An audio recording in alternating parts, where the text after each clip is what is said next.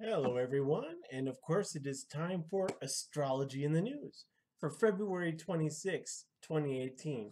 Thank you again for joining me. My name is Kevin Keegan, and of course, I run No Big Secret Yoga and Astrology. So, before we begin, I wanted to talk a little bit about the yogic portion of things with Yogic Wisdom of the Day. Adjust, Adapt, and Acclimatize by Goswami Kriyananda. Very wise man. I studied under Goswami Kriyananda at the Temple of Kriya Yoga for a couple of years, and originally I went to go to become a Swami, but I decided to not get ordained because I think my path is a little bit different than the Swamihood. However, I learned so much great wisdom from this man. And when he said adjust, adapt, and acclimatize, really that's one of the yogic principles of knowing, really to slice it up, know when to hold them and know when to fold them. I mean, we spend so much time fighting and fighting and fighting. Sometimes you need to know when to give in. Because, as Goswami Kriyananda said, look at what happened to the people of Switzerland during World War II. They were neutral, and so their country didn't get destroyed. Now, in this world, we're all taught to take sides, and we're taking sides and having valor is the correct thing to do. You got to think about where you want to be because sometimes you can get sucked into somebody else's battles, and your battles aren't always somebody else's battles. So be very wise and judicious about how you spend your time. And with that, let's talk about the Supreme Court. It's refusing to hear the DACA case. So, if you're not familiar with DACA, it's Deferred Action for Child Arrivals, and the Trump administration was looking to end the DACA ruling. I think it was March 8th, and so there's a lower Supreme Court ruling that said that no, you have to keep the program in place for now. And the Supreme Court decided to hear or not to hear the DACA case. And so the thing is, when we're looking at astrology, there's a couple of things. This is basically a chart of Washington right now. I actually don't think this is going to really impact things because I think we're going to start seeing the immigration overhaul. I think the immigration system is going to be completely overhauled and DACA is not going to be an issue. And the reason why I say that is if you take a look at this chart here, Saturn is starting to creep up on Pluto. And so if you're into Western astrology, one of the biggest things that's been going on is Pluto's been working its way through the sign of Capricorn. And Capricorn really is all about government, higher education, and banks. Okay, now what's going on in the chart of the United States is Pluto's coming back to the place where it was originally when the country was founded, which happens only once every 250,000 250,000 years. Oh, it's an old ass country. No, once every 250 years. And when Saturn gets there, and this conjunction is happening at roughly the same time, it means a restructuring.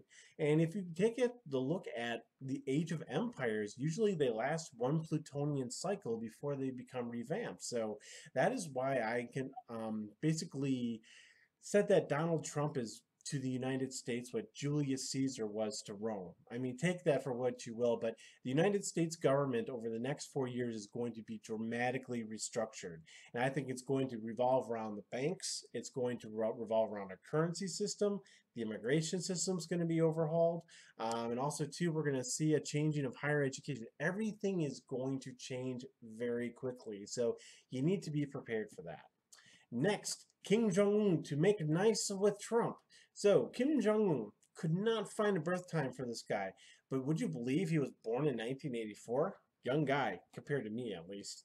And this guy's ruling a country in an arsenal of nuclear weapons. So, taking a look at his chart, I got the Dasha system in the upper right-hand corner there. So, don't know when he was born, so we'll take the moon, of course, as the first house.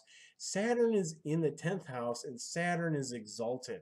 So when you have an exalted Saturn and you go through a Saturn Jasha, that usually means a rise to power. And so when I'm taking a look at Kim Jong-un's chart, I'm not seeing him falling from power anytime soon, really. And if you take a look at now, of course, depending on where his ascendant is, this could kind of go differently. But if you take a look, the next switch in Dasha is this Mercury Dasha, which starts in 2022. So I think the chances are that the United States will make peace with North Korea because I'm not seeing anything that would show Kim Jong Un being out of power. However, if we can find his birth time, this is the one caveat.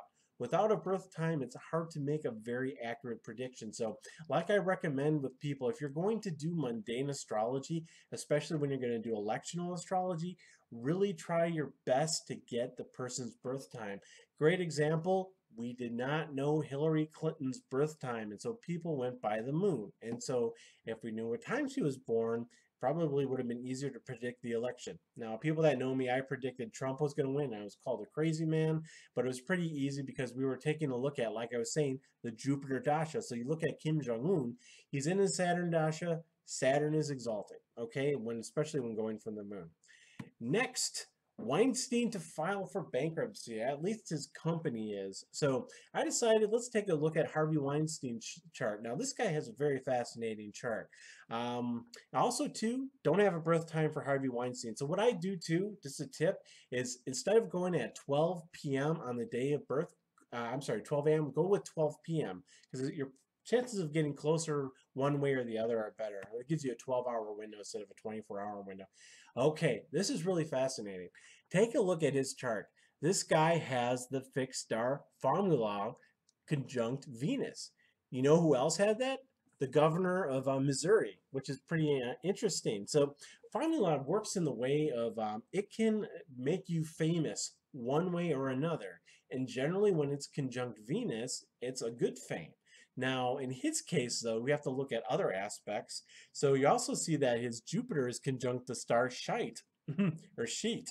And really, that really means Shite. No, that's his sun. I'm sorry. So, and the sun is considered a malefic. So here we have this dichotomy of this beneficial star that can bring fame. However, the sun is conjunct something that can really bring a downfall. And if we look at the significator of the sun, it's the ego. So really, his ego brought about his downfall. Now, Venus really with formula doesn't necessarily mean a lustful person. It's actually kind of more of a Romeo complex. That's kind of the way that I like to describe it. But other people too have this conjunction. Ronald Reagan had it as well, and he was famous, but of course he didn't have all the sex scandals that that Harvey Weinstein had. So very, very fascinating. So all right, well, of course, if you want to like me, share me, always appreciate it. If you want to contact me, the email is below. I'm always more than happy to take show ideas. Otherwise, till I get a good beginning. That is astrology in the news for today. Have a great evening, everyone.